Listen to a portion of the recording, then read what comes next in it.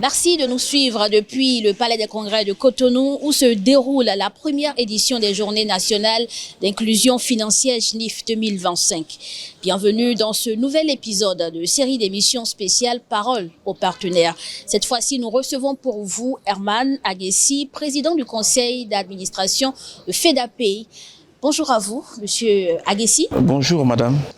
Alors, notre première préoccupation, quelle est votre place en tant qu'établissement, de paiement électronique dans la réalisation de l'inclusion financière?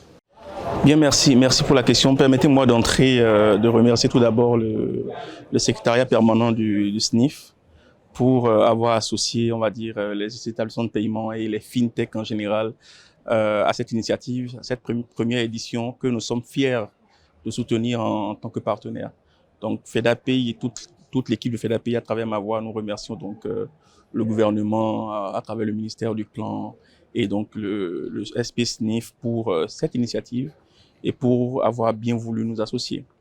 Alors, par rapport à votre question, en tant qu'établissement de paiement, vous savez, aujourd'hui, le terme établissement de paiement, c'est un terme qui a été vraiment consacré par la BCEAO aujourd'hui et qui identifie les sociétés qui officient dans la finance digitale, mais dans certains secteurs précis, en termes d'initiation de paiement et autres.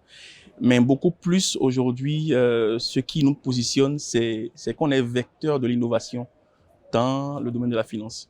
Et donc, les établissements de paiement apportent cette agilité que n'ont pas les grosses structures telles que les banques, les microfinances, et donc peuvent fournir des services à valeur ajoutée sur les services que les banques fournissaient et même peuvent encore mieux répondre aux vrais besoins des populations en termes de finances, en termes d'économie, on va dire, et en termes de produits financiers. Donc, vous allez découvrir que des établissements de paiement arrivent donc à créer en fait de nouveaux produits financiers qui sont les plus adaptés en fait aux besoins des populations.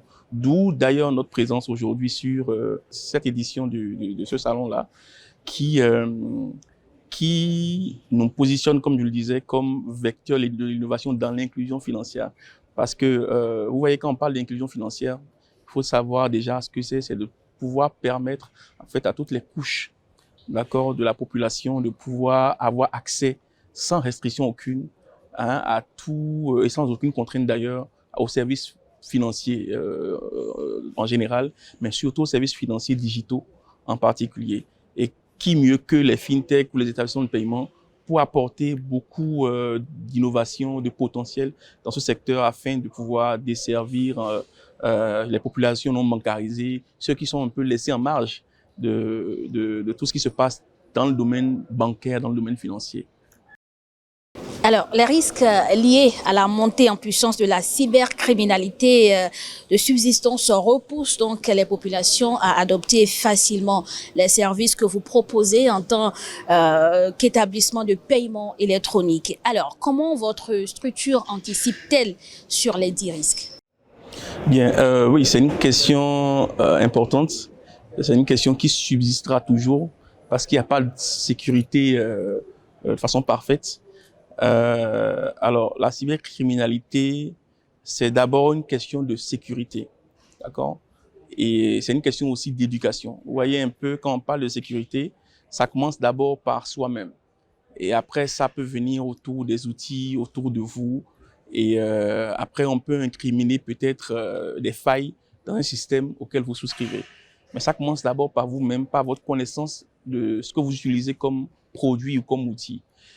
Donc, ce que nous identifions d'abord pour faire vraiment front et barrage contre la cybercriminalité, c'est de pouvoir déjà renforcer en fait les aspects sécurité autour des systèmes que nous mettons en place. Parce que ce sont des systèmes numériques, ce sont des systèmes digitaux. Vous savez que c'est très facile de passer sur le digital, sur le numérique, pour pouvoir, surtout quand on est à distance, tromper la vigilance des gens, d'accord?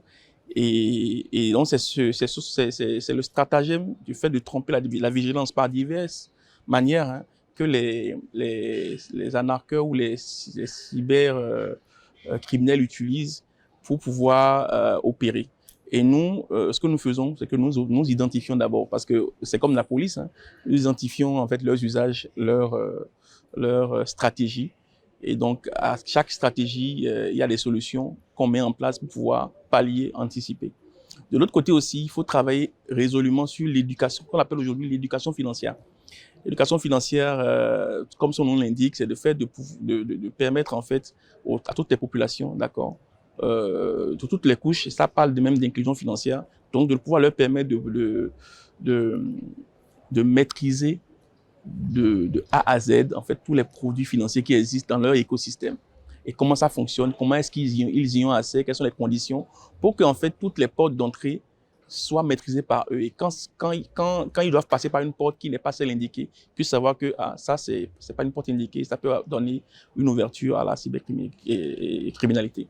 Donc, c'est vraiment de pouvoir leur permettre d'être informés sur tous les produits donc, financiers qui existent, éducation financière. Ensuite, il y a ce qu'on appelle éducation digitale. Éducation digitale parce que vous savez qu'en termes de digital aujourd'hui, tout le monde n'est pas on va dire, éduqué digitalement. Tout le monde ne maîtrise pas les outils qu'on utilise, que ce soit sur un téléphone portable ou autre. Il y a des gens encore, d'ailleurs même une grosse partie des gens qui ont encore des téléphones classiques à touche, qui ne sont pas des smartphones, des téléphones intelligents. Donc, il faudrait travailler sur l'éducation digitale pour que les gens, en fait, puissent, à travers les produits digitaux, savoir quels sont les canaux qui sont utilisés par les cybercriminels pour pouvoir les spolier ou leur soutirer de l'argent. Donc, en somme, voilà par exemple quelques leviers sur lesquels on intervient: éducation digitale, éducation financière, anticipation sur la partie technique, la solidité des systèmes, afin de pouvoir faire front ou barrage à la cybercriminalité. Mais il n'y a pas de risque zéro. Mais on peut parvenir à quelque chose de vraiment soutenable et qui renvoie très loin toutes les histoires qu'on entend sur les arnaqueurs et autres. Alors, quels sont actuellement vos produits ou services financiers que vous considérez comme booster de l'inclusion financière? Très bien. Alors, FedAPI est un établissement de paiement. Et donc, comme je le disais, on apporte en fait de la valeur ajoutée sur des produits financiers qui existent. Donc, on apporte de l'innovation. Aujourd'hui, on a développé ce qu'on a appelé par exemple MyUSSD. L'USSD, par exemple, c'est une technologie qui est accessible partout, sans Internet. Parce que quand on parle d'éducation digitale et de pénétration du numérique, Internet parfois peut être un frein parce qu'il n'y a pas Internet partout. Et vous allez voir que lorsqu'on paye des factures SPE ou SONEB ou casier judiciaire ou autre en ligne, vous voyez FedAPI s'afficher. Mais quand vous voyez FedAPI s'afficher, c'est parce que les gens ils ont dû avoir accès à Internet, cliquer sur un service avant d'aller payer. Nous, ce que nous apportons, c'est de pouvoir faire tout en termes de paiement, mais sans forcément avoir Internet, d'une part, mais sans avoir aussi forcément un téléphone intelligent, parce que ma maman ou bien la grand-mère qui est peut-être très loin dans le pays n'a peut-être pas de smartphone ou ne comprend pas forcément comment il faut l'utiliser. Donc, nous avons développé en fait une solution qu'on a appelée MyUSSD, qui est basée sur la technologie USSD elle-même, qui est une technologie non connectée et qui n'a pas besoin de téléphone intelligent pour avoir accès au paiement. Et cette technologie permet en fait à d'autres entreprises qui veulent digitaliser leurs services, qui veulent pousser des services vers les populations et vraiment investir ou bien s'investir dans l'inclusion financière, dans l'inclusion numérique tout court, de pouvoir utiliser cette solution qu'on a mis en place pour desservir leurs services vers ces populations et rendre leurs services inclusifs. Donc, pour dire ainsi que MyUSSD, dont on parle en tant que solution, nos clients sont les entreprises ou l'État, le secteur public. Donc, l'État peut utiliser MyUSSD, les entreprises peuvent utiliser MyUSSD, les microfinances peuvent utiliser MyUSSD. D'ailleurs, des microfinances utilisent déjà aujourd'hui pour pouvoir pousser en fait des produits digitaux via l'USSD vers les populations un peu reculées. Des structures d'assurance utilisent MyUSSD aujourd'hui pour pouvoir desservir en fait vraiment ceux qui n'ont pas de téléphone intelligent ou qui n'ont pas Internet. Et donc il y a donc MyUSSD dont je parlais. Il y a aussi on a plein de solutions, hein, mais je parle de deux. Donc j'ai parlé de MyUSSD. Il y a aussi MyFeda, qui est en fait un outil, mais cette fois-ci c'est un outil, c'est une application mobile. Donc, il faut avoir un smartphone. Pour l'instant, c'est vrai qu'on va l'étendre sur l'USSD pour que les gens puissent utiliser MyFeda via l'USSD. Mais pour l'instant, c'est sur une application mobile et ça permet en fait à tout le monde de pouvoir avoir une carte Visa virtuelle et de pouvoir faire des paiements en ligne, en fait, avoir accès en fait au monde à travers une carte Visa. Et on sait aujourd'hui que pour avoir une carte de paiement, une carte Visa, il faut s'approcher d'une banque.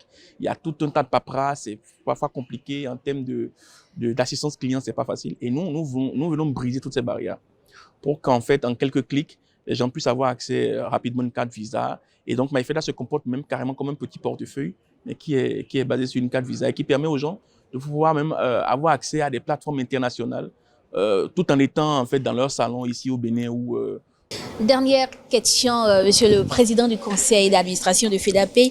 Quelle est votre appréciation de l'organisation donc de la première édition des Journées nationales d'inclusion financière?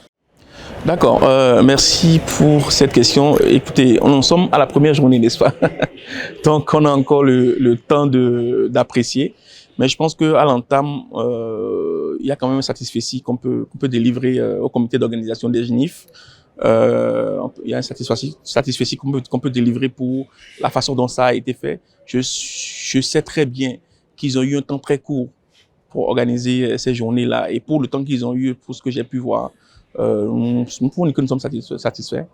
Ce qui donc nous fait appeler en fait à une deuxième édition.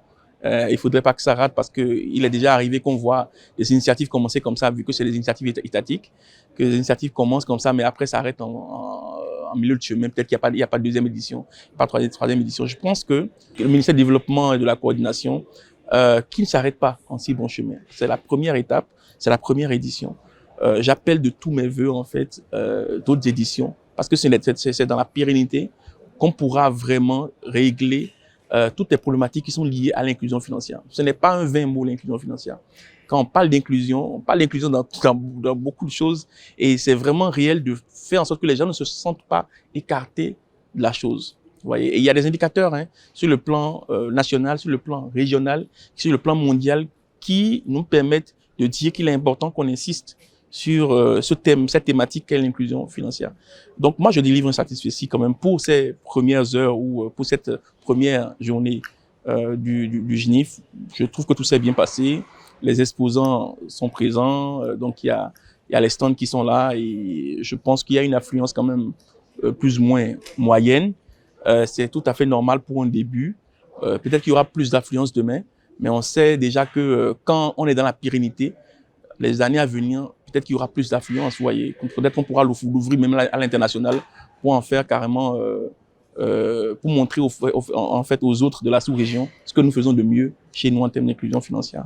Merci à vous, Monsieur Aguessi Herman. Je Merci. rappelle que vous êtes le président du conseil d'administration de FEDAPay. C'était à l'instant l'entretien avec les partenaires dans le cadre de l'organisation des Journées nationales d'inclusion financière, première édition 2025. Merci de nous avoir suivis. Merci à vous. Merci à vous, c'est moi qui vous remercie.